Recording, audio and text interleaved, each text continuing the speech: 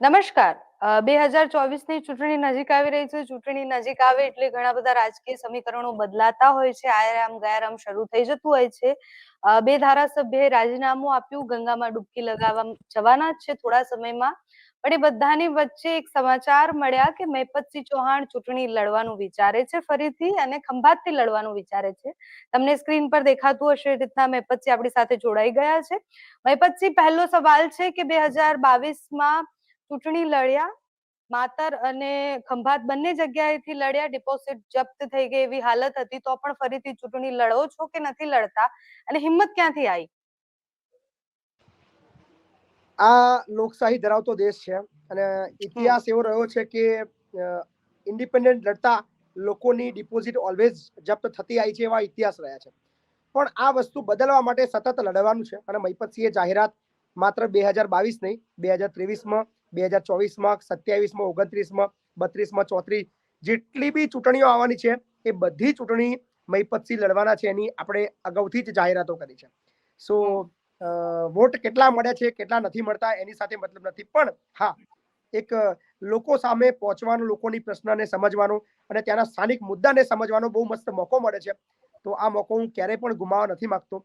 જ્યારે પણ અમારા વિસ્તારની અંદર એ ખંભાત ગણો કે આણંદના કે ખેડા જિલ્લાના કોઈ પણ વિધાનસભાની અંદર ચૂંટણી આવશે, ત્યાં મહિપતસિંહ પહોંચવાના છે. અને ફક્ત મહિપતસિંહ નહીં, સમગ્ર ગુજરાતની અંદર દરેક યુવાઓ ચૂંટણી લડશે એવો માહોલ બનાવવાના છીએ અમે.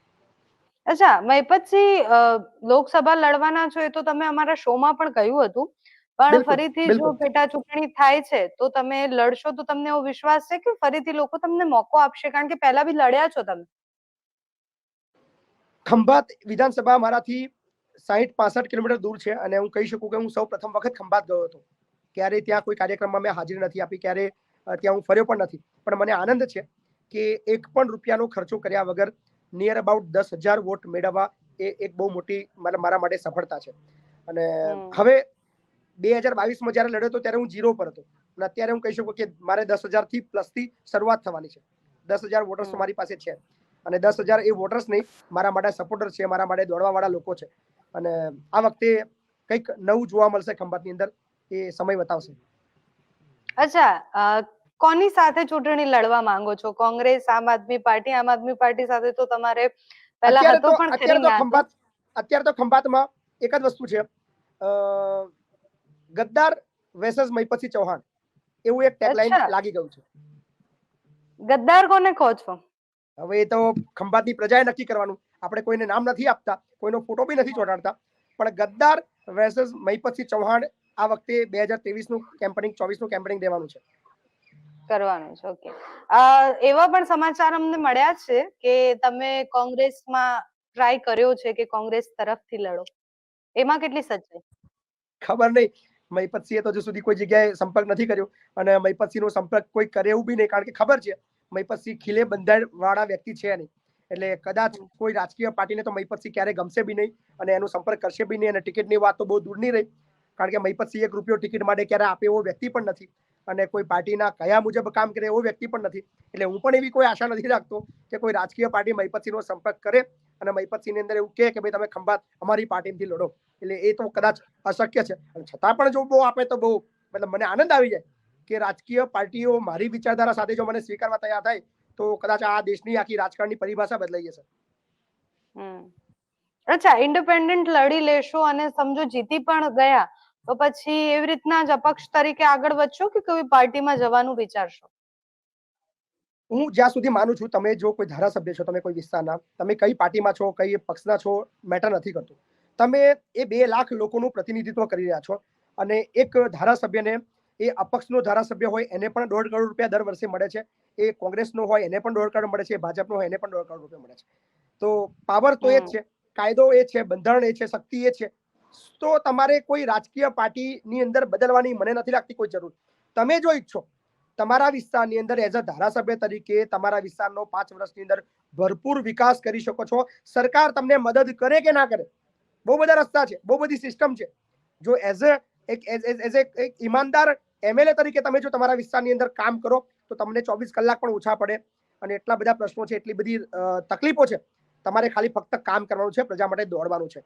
પણ ક્યાંક ને ક્યાંક સત્તાની ભૂખ અને કંઈક મોટું મેળવવાની લાલચની અંદર પ્રજાનું અહીંયા અહિત થઈ રહ્યું છે. કારણ કે ખંભાતની જનતાએ તો હમણાં જ જે 2022ની ચૂંટણી થઈ એના 5 વર્ષ માટે ધારાસભ્ય પસંદ કર્યા હતા, પણ આ ભાઈ જે છે એક જ વર્ષની અંદર મૂકીને એમને એવું લાગે છે કે હું ભાજપમાં જોડાઈ ગયો તો કંઈક બીજું કંઈક વધારે મળી શકે, પણ બનવાનું તો એની જ છે ધારાસભ્ય. 1 વર્ષ પહેલા વોટ માંગવા ગયા હતા, મને ધારાસભ્ય બનાવો. કોંગ્રેસ પાર્ટી બહુ સારી છે, કોંગ્રેસના ભરપૂર વખાણ કર્યા, ભરપૂર કોંગ્રેસ માટે જન સમર્થન માંગ્યું, બધા લોકોએ એમને કોંગ્રેસ વાળાએ મદદ કરી, ચૂંટણી જીતી ગયા. અને હવે ભાજપના ગાળો બોલી રહ્યા છે. હું રોજ એમના સ્ટેટમેન્ટ જોઉં છું, કોંગ્રેસ તો આવી છે, કોંગ્રેસ તો આવી છે, કોંગ્રેસ તો આવી છે. એટલે ભાઈ તમે જ્યારે નેક્સ્ટ વર્ષ લાસ્ટ યર જ્યારે ચૂંટણી લડતા હતા ત્યારે તેના ભરપૂર વખાણ કરતા હતા, તો એક જ વર્ષમાં કોંગ્રેસ બદલાઈ ગઈ, કોંગ્રેસ નથી સત્તામાં આવી. 1 વર્ષમાં એવું કશું બન્યું નથી કે કોંગ્રેસે કશું કામ કર્યું હોય, કોંગ્રેસ પાવરમાં છે જ નહીં. તો 1 વર્ષમાં એવા કયા બદલાવ આવી ગયા કે કેન્દ્રની ચૂંટણી નથી આવી? પણ ખાલી આ મનગઢત વાતો છે. ખંભાતની પ્રજાને ઉલ્લુ બનાવે છે. ખંભાત અત્યારે નેતૃત્વ વગરનું છે. ખંભાતની પબ્લિકને અત્યારે ક્યાંક રજૂઆત કરવી હોય તો કોની પાસે જાય? અઢળક પ્રશ્નો મારી પાસે રોજ આવે છે સંકુલમાં. રોજ હું કહી શકું કે આણંદ જિલ્લાના મારી પાસે 100 વિઝિટરો આવે છે અલગ અલગ વિસ્તારની સમસ્યા લઈને, અને એમાં ખંભાતના પણ આવે છે. તો અત્યારે ખંભાત નેતૃત્વ વગરનું છે. અચ્છા, ખંભાત જ કેમ? તમે જ્યારે 2022ની ચૂંટણી લડ્યા ત્યારે બી માતર અને ખંભાત બંને જગ્યાએથી લડ્યા. ખંભાતમાં એવી કઈ સમસ્યાઓ છે જે તમને દેખાય ને બીજા કોઈ નેતાઓને શાયદ દેખાય છે તો બી અનદેખા કરે છે કે પછી દેખાતી જ નથી? વર્ષોથી 1990 થી આપણે વાત કરીએ ત્યાં ભારતીય જનતા પાર્ટીનું શાસન છે, ત્યાં ભારતીય જનતા પાર્ટીના ધારાસભ્ય જીતાવ્યા છે. અને છતાં પણ ખંભાતની જે પરિસ્થિતિ, ખારા પાણીની સમસ્યાઓ કો, ઇન્ડસ્ટ્રીની જે વર્કરોની જે સમસ્યાઓ કો, જે છે એની જ પરિસ્થિતિમાં છે. આજે પણ લોકો ખારા પાણીથી પીડિત છે, પીવાના પાણી માટે તરસી રહ્યા છે. હું પર્સનલી મેં વધારે તો પ્રચાર નથી કર્યો, પણ ચોક્કસ કહીશ કે હું 3 દિવસ ચોક્કસ ખંભાત વિધાનસભાની અંદર ફર્યો છું અને લગભગ 60 માંથી મેં 40-45 ગામડાઓ હું પર્સનલી ફર્યો છું. ત્યાં ઘણી બધી એવી તકલીફો મેં જોઈ છે અને ખરેખર દુઃખ થઈ રહ્યું છે કે આટલું મોટું એક હતું શાસન હોવા છતાં પણ, મતલબ કેન્દ્રમાં ભાજપની સરકાર હોય, રાજ્યની અંદર ભાજપની સરકાર હોય ને ધારાસભ્ય પણ 1990 થી ભાજપનું હોય, છતાં પણ એની પરિસ્થિતિની અંદર હોય એટલે દુઃખ લાગે. એટલે ચોક્કસ નક્કી કર્યું છે કે ખંભાતની અંદર આપણે જવું છે. અચ્છા, અત્યારે જે રીતની સ્થિતિ છે, એક બાદ એક ધારાસભ્યનું કેમ અત્યારે આત્મજ્ઞાન થાય છે કે જે પક્ષમાં હતા એ પક્ષ ખોટો હતો, કે પછી એ જે વિચારધારા સાથે જોડાયેલા હતા એ વિચારધારા દેશ માટે સારી નથી? જ્યારે એમને તક મળે છે, જ્યારે એમને રાજકીય પાર્ટી ટિકિટ આપે છે, ત્યારે એ બધી વિચારધારા બહુ સરસ હોય છે, એ ચૂંટણી જીતી જાય છે. પણ આ એક ઇલેક્શન એક એવું છે કેન્દ્રનું, લોકસભાનું ઇલેક્શન, એ ગયા લોકસભાનું પણ તમે ઇતિહાસ જોઈ લો, ત્યારે પણ 6-7 જગ્યાએ રાજીનામા ધડાધડ પડ્યા હતા. આ પણ એ જ સમય છે. ચૂંટણી નજીક આવે એટલે ત્યાંથી ઉપરથી આદેશ આપવામાં આવે કે આ વિસ્તારની અંદર આપણે નથી, ત્યાંથી કોઈ પણ ભોગે કે 25 કરોડ આપો, 50 કરોડ આપો કે ના આપો કે વોટેવર, તમે જે બી બંદૂકડી મૂકો, ડરાવો, ધમકાવો, બીવડાવો, શું હોય આપણને ખબર નથી, પણ પ્રજાને બધું ખબર છે કે કયા ભોગે શું લેવામાં આવી રહ્યું છે. એટલે બધી વાતો છે. રાતોરાત તમને જ્ઞાન થઈ જાય. રાત્રે તમને કોઈ એવું કોઈ સારો વ્યક્તિ તમને રાત્રે સપનામાં આવીને તમને સમજાવી જાય છે કે ભાઈ આ પાર્ટી તારી ખરાબ છે, તું છોડી દે. અને તમે સવારે, અને મજા તો ત્યારે આવે છે કે 11 વાગે મીડિયા ભાઈશ્રીનું ઇન્ટરવ્યુ લે છે કે તમે આજે રાજીનામું આપવામાં છો, એ વાતમાં કેટલી તથ્ય છે, કેટલી સચ્ચાઈ છે. ત્યારે 11 વાગે એવું બોલે છે કે ભાઈ હું તો ફક્ત રૂટીન પ્રમાણે મંગળવાર છે એટલે મારે મળવું જોઈએ, મળવા આવ્યો છું. અને 11:15 રાજીનામું આપે છે. એટલે એમનામાં 15 મિનિટ પહેલા બોલવાની પણ હિંમત નથી. એટલે આ એ દર્શાવે છે કે શું કરવા માંગે છે. પણ આમાં તો જનતા મૂર્ખ નથી બનતી, કારણ કે જનતા દર વખતે પોતાનો જનાદેશ કરે છે કોઈ નેતાને કે કોઈ પક્ષને, કે પછી એની વિચારધારાને પસંદ કરે છે અને એવું વિચારે છે કે અમારું નેતૃત્વ આ કરશે, અને પછી એ ધારાસભ્ય જ્યારે જતો રહે, ધારાસભ્ય પોતાનો ફાયદો જોઈને જાય છે કે ધારાસભ્યને એટલી છૂટ છે કે જઈ શકે, એનો કોઈ વાંધો નથી, તમે વિચારધારા બદલો કે કંઈ પણ જનતા પણ તો મૂર્ખ છે ને, જનતા પણ ફરીથી એ લોકોને ચૂઝ કરે જ છે ને. આ બહુ મજાનો પ્રશ્ન છે તમારો, અને ઇતિહાસ પણ એવો છે, મતલબ 60% ઇતિહાસ એવો રહ્યો છે કે એ ગદ્દારી કરીને પાર્ટી છોડીને બીજી પક્ષમાં જાય છે અને ઇલેક્શન પણ મસ્ત અને પહેલા કરતા બી બહુ વધારે મતથી જીતે છે. વધારે દાખલાઓ વોટથી જીતે છે. તો અહીંયા બેવકૂફ કોણ છે, પ્રજા છે કે ઉમેદવાર છે, એ અત્યારે મારે ટિપ્પણી કરવી યોગ્ય ના લાગે. પણ હા, ચોક્કસ કહીશ, એક મારે અજ્ઞાનતા ચૂંટણી પ્રજાને. લડવાની છે ત્યાં છે એટલે તમે અત્યારે ટિપ્પણી ના કરી શકો. ના ટિપ્પણી મતલબ મારા શબ્દોની અંદર જવાબ આવી જ ગયો છે કે પ્રજા બધું જાણે છે, પણ રિઝલ્ટ બી એવું આવ્યું છે સામે. તમે લાસ્ટ યર વખતની બી ચૂંટણી જોઈ લો, એમાં મોટા ભાગના ધારાસભ્યો જીતી ગયા હતા પેટા ચૂંટણીની અંદર. ફરીવાર કોંગ્રેસથી ભાજપ, ભાજપથી કોંગ્રેસ.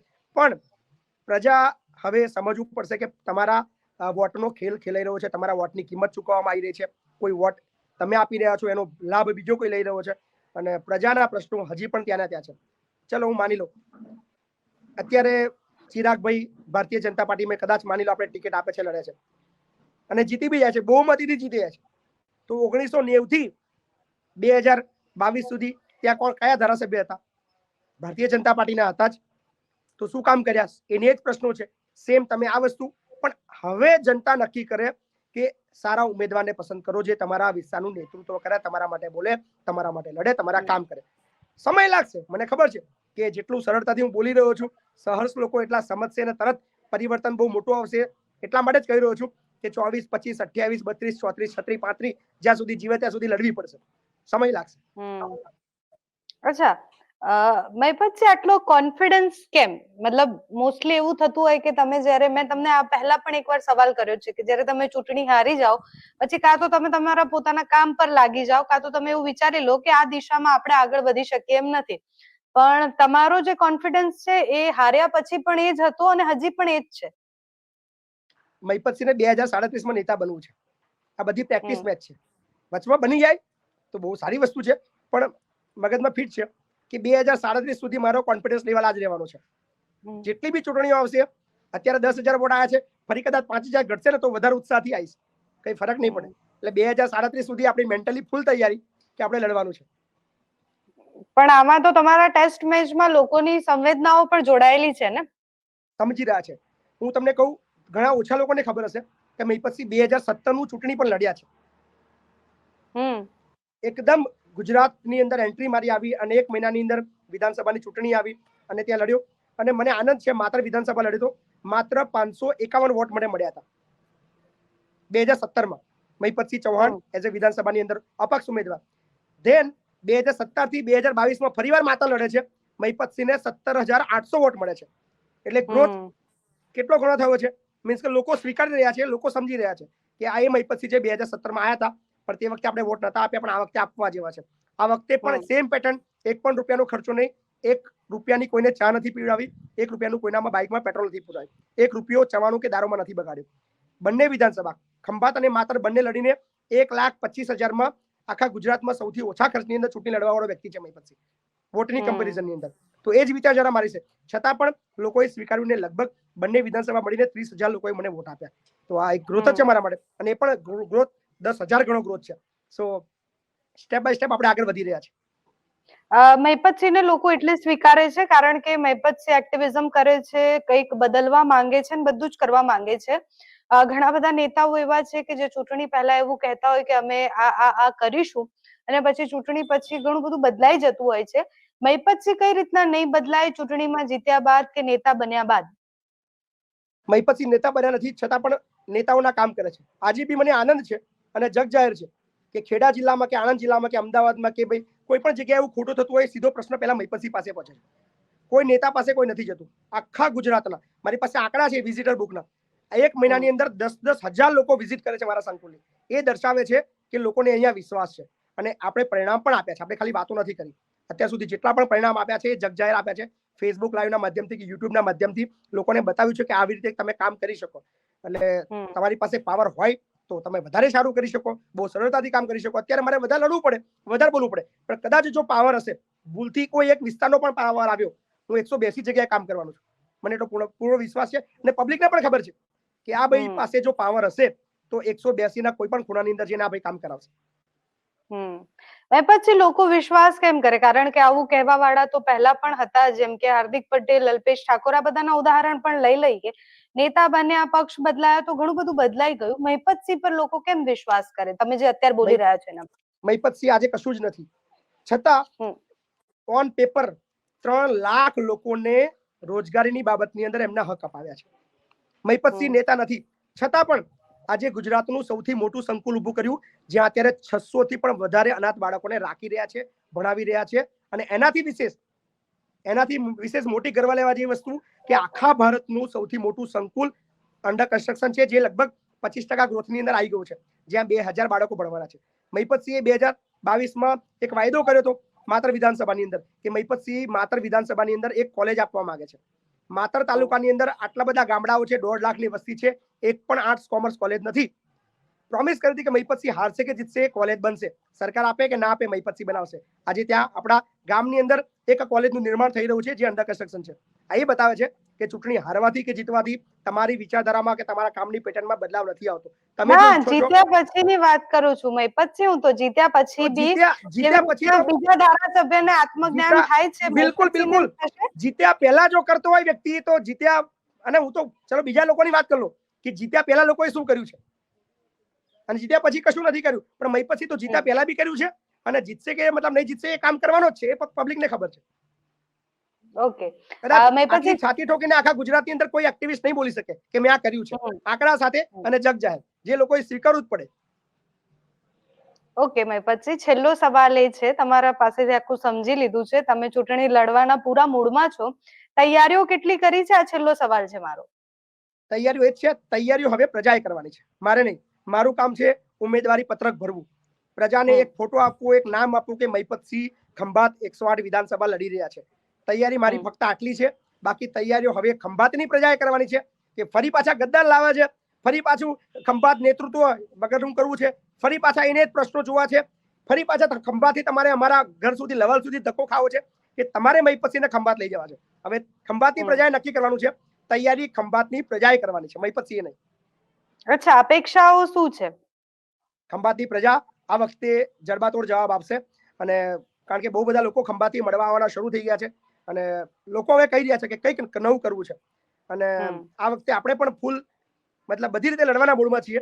અને જે અત્યાર સુધી આપણે એક સામાન્ય રીતે અને સામાન્ય ઉમેદવારની જેમ ચૂંટણી લડ્યા છીએ, પણ આ વખતે ખોટા લોકોને ઉઘાડા પાડવા છે, કારણ કે લોકોને હવે બતાવવું પડશે. ઘણી જગ્યાએ સોશિયલ મીડિયા નથી પહોંચતું, એટલે મહીપતસિંહે રૂબરૂ ત્યાં જગ્યાએ પહોંચવું પડશે. અત્યાર સુધી ચૂંટણી આપણે સોશિયલ મીડિયા થ્રુ લડ્યા છીએ, પણ હવે મેદાનની અંદર ઉતરીને લડવાના છે. આટલો ફરક okay Mahipatsinh, thank you. Thank you, ખૂબ ખૂબ આભાર. જે રીતના મહીપતસિંહ સાથે વાત કરી, છેલ્લા કેટલાય દિવસોથી જ્યારથી રાજીનામું પડ્યું ધારાસભ્યનું, ત્યારથી એ ચર્ચાઓ થઈ રહી હતી કે હવે પેટા ચૂંટણી આવશે તો ત્યાં કોણ લડશે, શું થશે. એ બધાની વચ્ચે સમાચાર આવી ગયા કે મહીપતસિંહ ખંભાતથી લડી શકે છે ચૂંટણી. આની પહેલા અમે જયારે શો કર્યો તો કટિંગ વાતો, ત્યારે પણ મહીપતસિંહે કીધું હતું કે લોકસભાની ચૂંટણી પણ લડવાના છે, પણ વચ્ચે પેટા ચૂંટણી આવી એટલે એ પણ લડશે. હવે મહીપતસિંહની આશાઓ ખૂબ જ જબરજસ્ત છે, ચૂંટણી લડવાના મૂડમાં પણ પૂરા આવી ગયા છે. હવે ખંભાતની જનતાએ નક્કી કરવાનું છે કે એમને કયા નેતા જોઈએ છે, કોણ જોઈએ છે, કયા કામ જોઈએ છે. ડન. થેન્ક યુ મહીપતભાઈ. આભાર બેન.